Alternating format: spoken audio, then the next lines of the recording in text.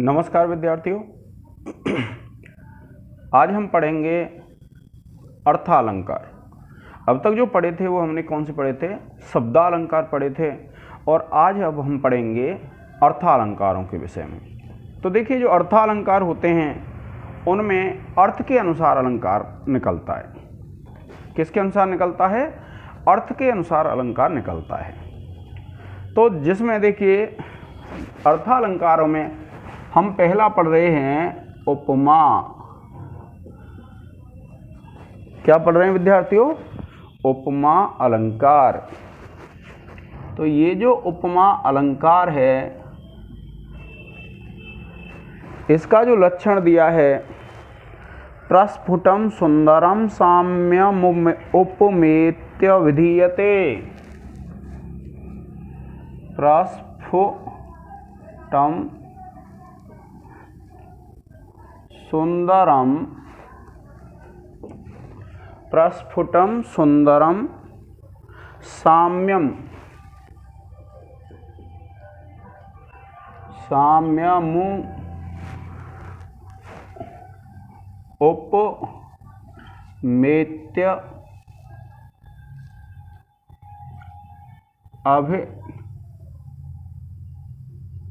अभिधीयते।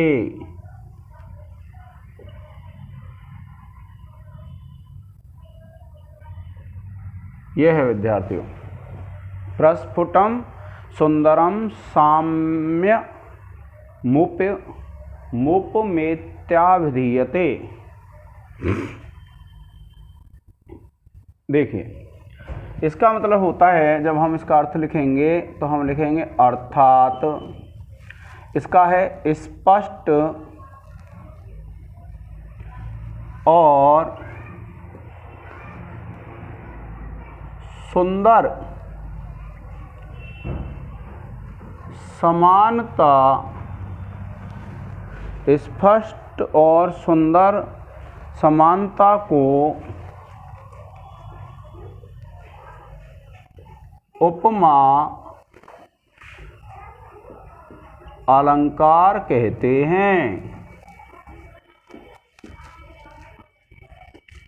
यह हो गया विद्यार्थियों उपमा अलंकार का लक्षण। क्या है? प्रस्फुटम सुंदरम साम्यम साम्यमुपमेत्य अभिधीयते।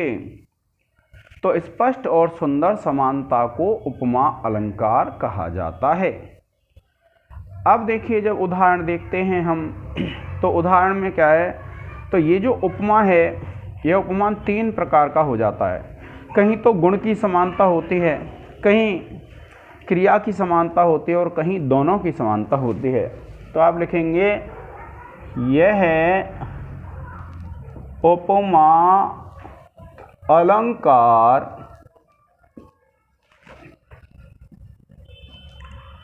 तीन प्रकार का होता है।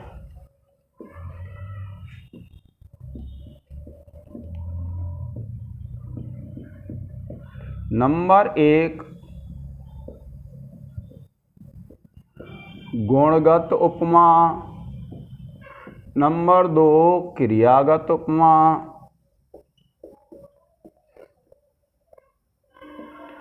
और नंबर 3 है उभयगत उपमा। इस प्रकार से विद्यार्थियों उपमा अलंकार के 3 भेद हो जाते हैं। तो आपको ध्यान रखना है, कितने भेद हो जाते हैं? 3 भेद हो जाते हैं उपमा अलंकार के। अब देखिए, इसमें 2 चीजें होती हैं अलंकार में। एक तो होता है उपमेय और एक होता है उपमान। तो जिसकी समानता बताई जाए उसको तो बोलते हैं उपमेय, और जिससे समानता बताई जाए उसको बोलते हैं उपमान। जैसे मान लीजिए मैं कहता हूं चरण कमल, तो चरण उपमेय है क्योंकि चरण की समानता किससे बताई गई है? कमल से। तो कमल उपमान हो गया और चरण उपमेय हो गया। ठीक है विद्यार्थियों। अब उसके बाद देखिए हम देखते हैं उदाहरण, और उदाहरण देखेंगे जैसे हम अभिज्ञान शाकुंतलम से एक उदाहरण ले लेते हैं जिसमें राजा दुष्यंत शकुंतला के सौंदर्य के बारे में वर्णन करते हुए कहते हैं। देखिए क्या कहते हैं राजा दुष्यंत, एक उदाहरण है, ये है अधरः केसलय रागः कोमल बेटप पानु कारिणौ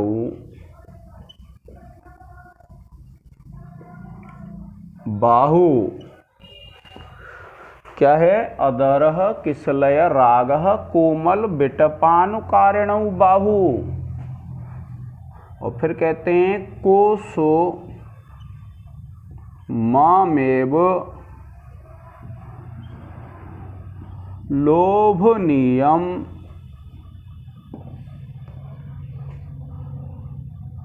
यौवनम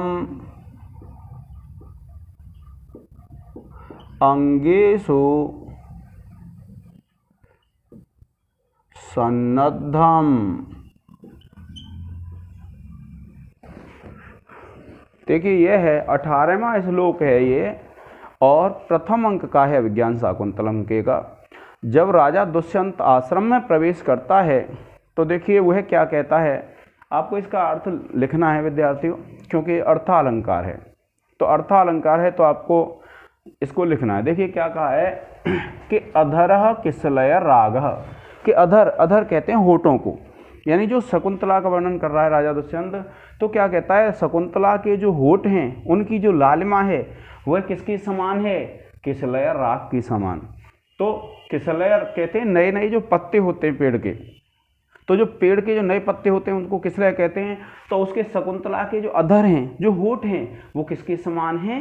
किसलय राग के समान। तो किसलय राग तो हो गया विद्यार्थियों उपमान, और ये अधर हो गए उपमेय। इसी प्रकार कोमल विटप अनुकारिणौ बाहु, तो ये देखिए ये बाहु हो गया उपमेय, और कोमल बिटप हो गई उपमान। कोमल कहते हैं कोमल को, बिटप कहते हैं डाली को। तो जो वृक्ष की कोमल डाली होती है उसके समान उसकी क्या है? भुजाएं हैं, बाहु हैं। तो ये उपमान, ये उपमेय हो गया और यह उपमान हो गया। फिर देखिए क्या कहा है, कुसुममेव, यानी फूल के समान, लोभनीयम यौवनम, कि कुसुम के समान लोभनीयम, तो ये कुसुम उपमान हो गया और यौवन उपमेय हो गया। तो उसका जो यौवन है शकुंतला का, वो फूल के समान क्या है? लोभ उत्पन्न करता है। और कौन सा यौवन? अंगेषु सन्नद्धम, जो उस शकुंतला के अंगों में सन्नद्ध है, जो समाया हुआ है, वह जो यौवन है वह क्या करता है? जैसे फूल को देख करके उसमें लोभ उत्पन्न हो जाता है, उसी प्रकार से उस शकुंतला के रूप को देख करके उसके विषय में लोभ उत्पन्न हो जाता है विद्यार्थी।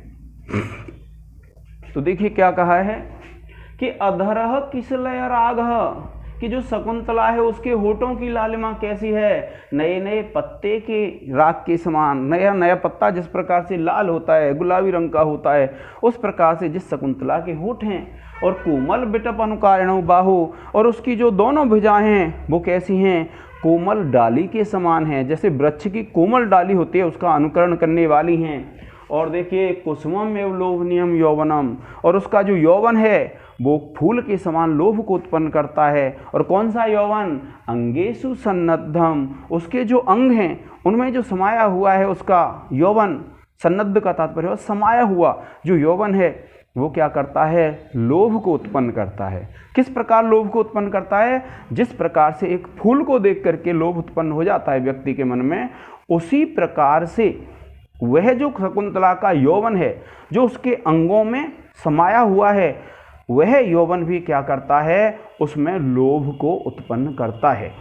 तो देखिए इसका जब अर्थ लिखेंगे तो आप लिख देंगे कि शकुंतला के अधरों की लालिमा किसले राख के समान, कोमल उसकी भुजाएं कोमल डाली के समान, और जो उसके अंगों में जो यौवन है समाया हुआ जो यौवन है वह फूल के समान लोभनीय है। यह तो हो जाएगा इसका अर्थ। और फिर लिखते हैं हम उसमें उपमा अलंकार क्यों है। तो देखिए जब आप लिखेंगे उदाहरण में लक्षण संगति, ठीक है, उदाहरण में लक्षण संगति क्या होती है कि जो हमने उदाहरण प्रस्तुत किया है उस उदाहरण में क्यों है उपमा अलंकार। तो देखिए चमत्कार युक्त सादृश्य इसमें उपमान का और उपमेय का। कैसे आप लिखेंगे इसमें कि इस पद्य में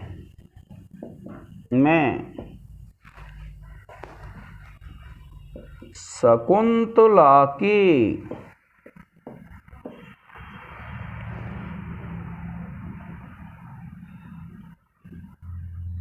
अधर राग की समानता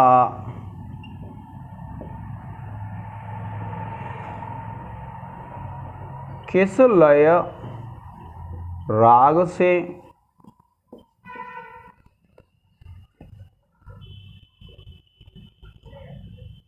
भुजाओं की समानता कोमल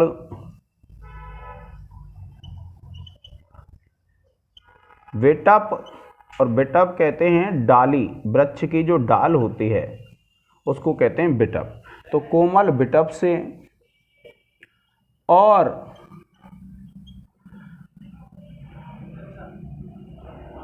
उसके यौवन की समानता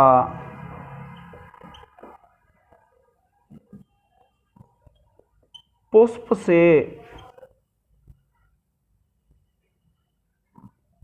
की है।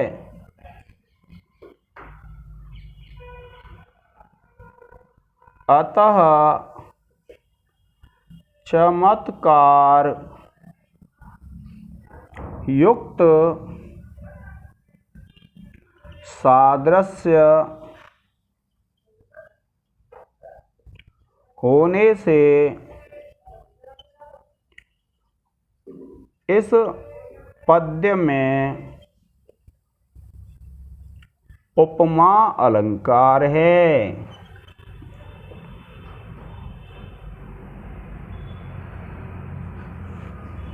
यह हो जाएगा विद्यार्थियों आपका लक्षण की समानता। ठीक है,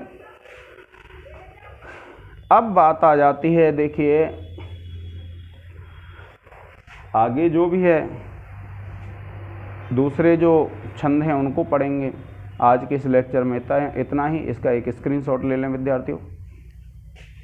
आपको ध्यान रखना है विद्यार्थियों, लक्षण लिखना है हमें, लक्षण के बाद इस लक्षण का अर्थ लिखना है, फिर उसके बाद उदाहरण लिखेंगे, फिर उदाहरण का अर्थ लिखेंगे, और फिर ये उदाहरण में लक्षण संगति लिखनी है। तो आज के इस लेक्चर में विद्यार्थियों इतना ही। जय हिंद, जय भारत।